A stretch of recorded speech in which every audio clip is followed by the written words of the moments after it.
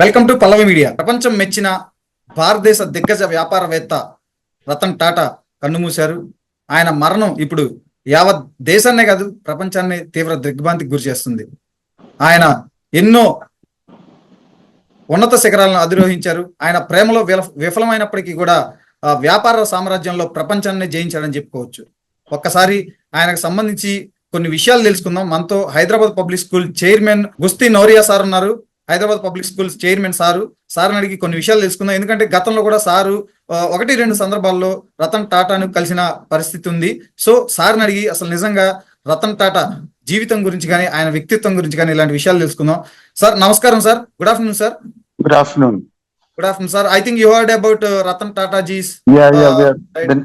The entire nation is saddened by the demise of the dawn of the Indian industry, Mr. Ratan Tata, and it's a great loss to the nation because one of the founding blocks of nation building today is no more, and it is really a sad day, and we all are mourning his passing away. Sir, have you ever met him, sir, in the past? I had met him briefly, accidentally on a flight from Bombay to Delhi. Many years ago, I don't recall the date or the year, but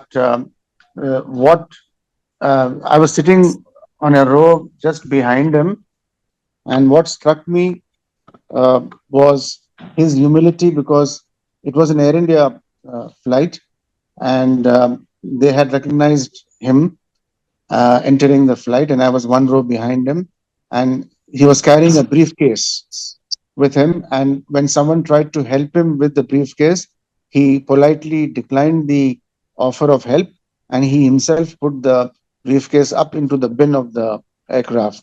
So such was the humility of the person.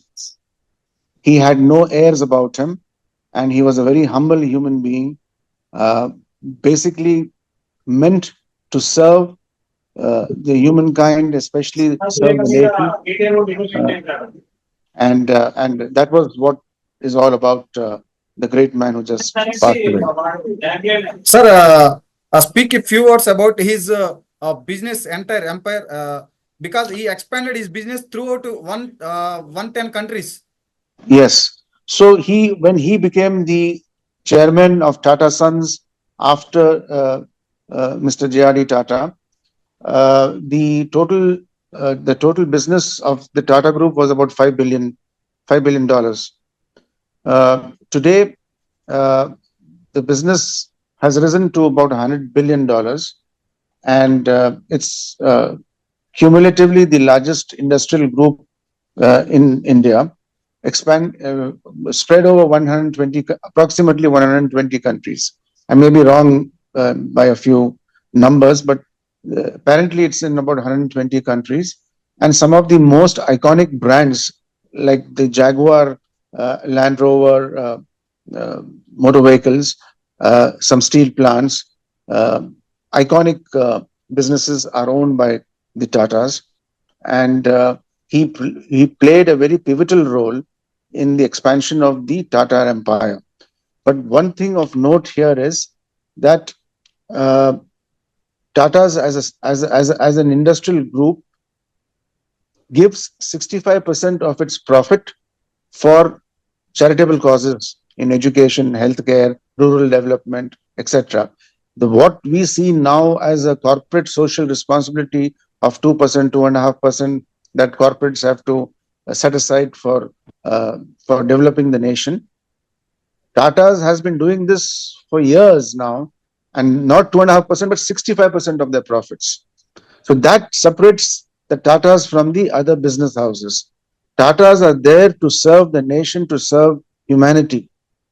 It's not only there to make yes, it makes profits, but again the profits are deployed back for the development of the nation. And he was a visionary and full of ethics, and this great son of India had his moral compass all the time in front of him for doing business in an ethical way. Sir మనం చాలా times చూసాము ఆయన business కూడా నష్టాల్లో జనరల్గా ఎవరైనా లాభాల్లో ఉన్న బిజినెస్ టేక్ ఓవర్ చేయాలని చూస్తారు. బట్ చాలా టైమ్స్ ఈయన నష్టాల్లో ఉన్న బిజినెస్ కూడా టేక్ ఓవర్ చేశారు. ఈవెన్ ఎగ్జాంపుల్ ఎయిర్ ఇండియాని ఆయన నష్టాల్లో ఉన్న టైంలో టేక్ ఓవర్ చేశారు. దాన్ని ఎలా చూడొచ్చు? See, he took over Air India because Air India was started by Mr. J.R.D. Tata. Yes.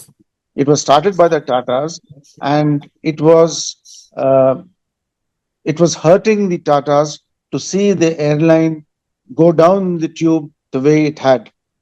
So when the opportunity arose, they took on the challenge of turning around this ailing Air India into something which was earlier considered to be one of the best airlines in the world. So today it's going towards that. It's still some way to go on that front, but we are seeing some incremental improvements in the Air India, and basically it was their baby to start with, which, for lack of a word, threw it down the sewer. But it's great to have companies started by someone to be back in their fold. So that was the only motive.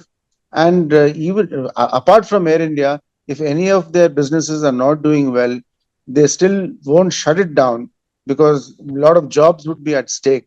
So therefore, they, as a policy, try and revive it to the largest possible extent, or rehabilitate the workers to some other plant, so that uh, you know uh, workers are not left in the lurch. Sir, he fell in love 4 times, but he didn't marry. Why sir? And that I cannot answer, but I guess he was a busy man, and uh, well, I wouldn't be able to answer this question. But definitely, he was the most eligible bachelor.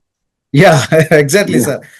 In so many interviews, sir also told, Ratanji also told Yeah. why he didn't married, what happened in his life, about his parents and his girlfriends. Yes. Yes. I think maybe you also seen those. I've read about it. It's all conjecture, so I wouldn't on his personal life. I wouldn't want to comment. It's not my place to comment Hmm. on his Sir, personal life. but Ratan Tata ji has one friend, very younger to him, Shantan Naidu. Why he make friendship with a very little boy? He was his mentor, and he invested in that startup business also.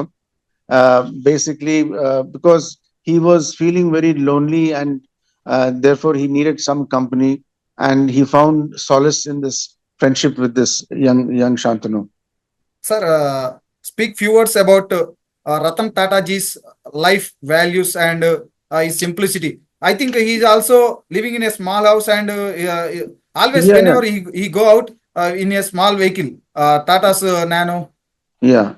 Nano or Tata Indica or something like that. Yes. So see, he was not ostentatious. To him, he didn't have to prove that he had money. The material things didn't matter to him. His only mission in life was to see that the business expands, and the expansion should be in an ethical way. And that was his way of doing business. He wouldn't give bribes to anybody. All those things he never believed in. He believed in absolutely doing the business correctly, and for the purpose of serving the nation and the people.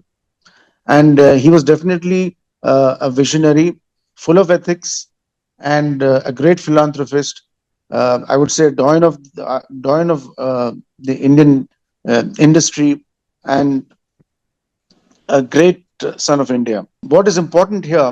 What is important here is that Mr. Tata, unlike the other many people have asked him that why are you not growing exponentially like some of these smaller businesses which are smaller than Tata Group?